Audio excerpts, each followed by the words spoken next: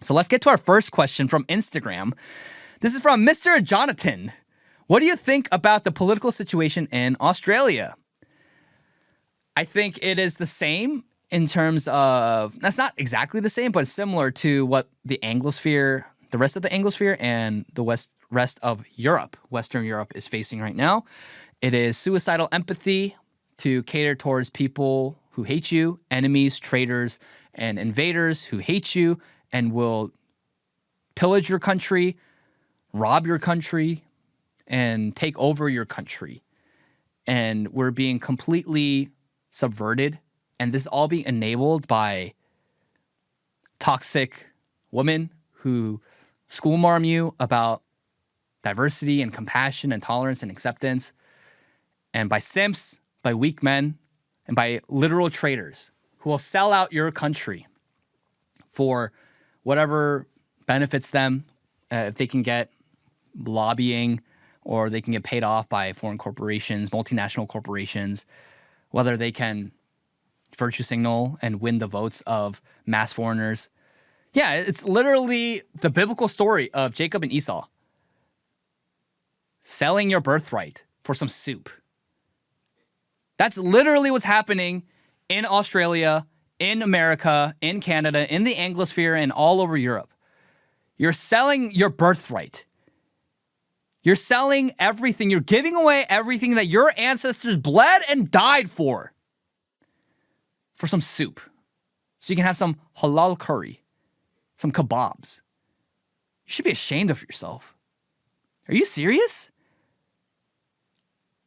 You are such a disappointment. And, you know, there's that line from Mulan, dishonor on your family, dishonor on your cow, from Mushu. That's literally what it is. And we need to shame people. We need to shame not only liberals, but conservatives who are okay with the displacement of their country, with the destruction of their country, because they can virtue signal about how good of a person they are. You are selling your birthright for some soup. Cowards.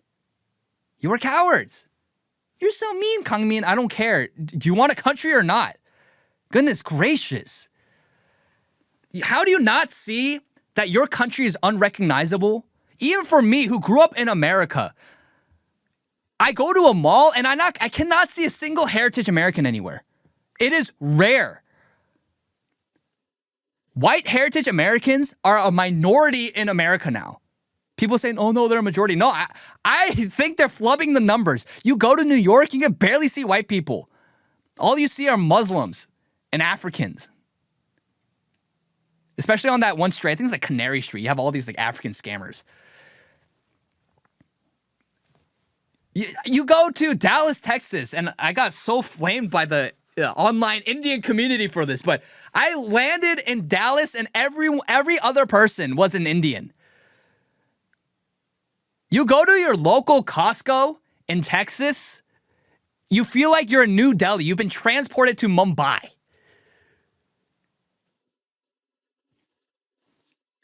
That's the state of the political situation. And on top of that, they will jail in Australia and in most parts of the Anglosphere, especially in UK too.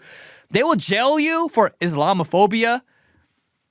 They will jail you for hate speech. Destroy you, fine your church or your organization. But they will do nothing when Muslim terrorists come in, flood into your country, shoot up, you had that Muslim terrorist shoot up on Bondi Beach. Say what you will about the Jews, and I know that there's a lot of Jewish NGOs and very powerful Jewish billionaires and Jews who are funding a lot of the mass migration and the refugees, replacements, and all of those left-wing social causes. I understand that. But the thing is, like, the average Jew is not shooting up people or causing problems in our country. If anything, that's why the the stereotype of the Jews about like with money and counting pennies and things like that exists, because that's how they operate. They are very money conscious and they are able to extract wealth, whatever necessary. But they're not wreaking havoc in terms of they're killing me or they're committing violent crime on the streets. And this is where like the dissident right, where they're like super anti-Israel, needs to kind of come back into alignment and understand that leftist terrorists and these foreign invaders are much more of a threat to you than the average Jew. So then constantly saying Jew, Jew, Jew, Jew, Jew. It's so deeply unproductive. And again, your focus and your anger is misplaced.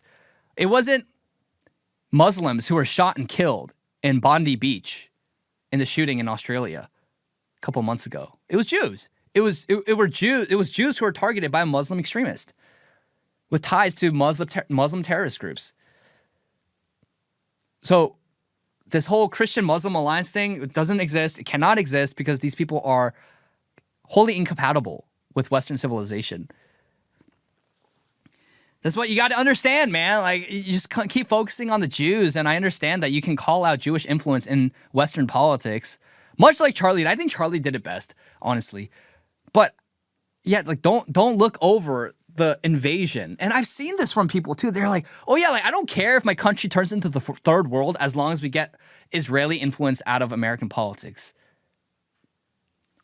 Are you stupid?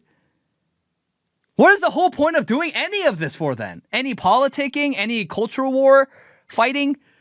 What is the point if you're okay with your country turning into an unrecognizable third world hellhole as long as Israel doesn't control American politics and AIPAC doesn't lobby politicians anymore? Where are your priorities? What are this is why I can't with the that's why the super anti-Israel side, they get to a point where they become third world apologists and Muslim apologists. And at that point, I'm like, okay, you've lost me. You've lost me. And it's the worst people who are super pro-Palestine and anti-Israel too, especially on the left. It makes me want to be pro-Israel. It does. It does. And I'm not blindly pro-Israel. I call out Israel quite a bit. But it's the worst people who are like this. And I'm like, okay, dude, you're tiresome. So all that being said, I know we're kind of detracting there a bit, but the state of Australian politics is as such, like in the Anglosphere and in the West, suicidal empathy, mass diversity, mass immigration, mass multiculturalism. It is completely destroying your country. I want to go to Australia and see Australians, man. So hopefully you guys can keep it together in Australia by the time I get there. I've never visited, but I do want to go one day. I think it'd be great. You see some crocodiles and you adventure in the was the savannah? No, savannah's safari? No, savannah. Yeah, you adventure in the savannah, see the kangaroos hopping around with the joeys in the pockets. It's like I love Australia. I want to go to Sydney and go to the Opera House and enjoy all the things that are Australian. So save your country, preserve your country. But I do like Australia.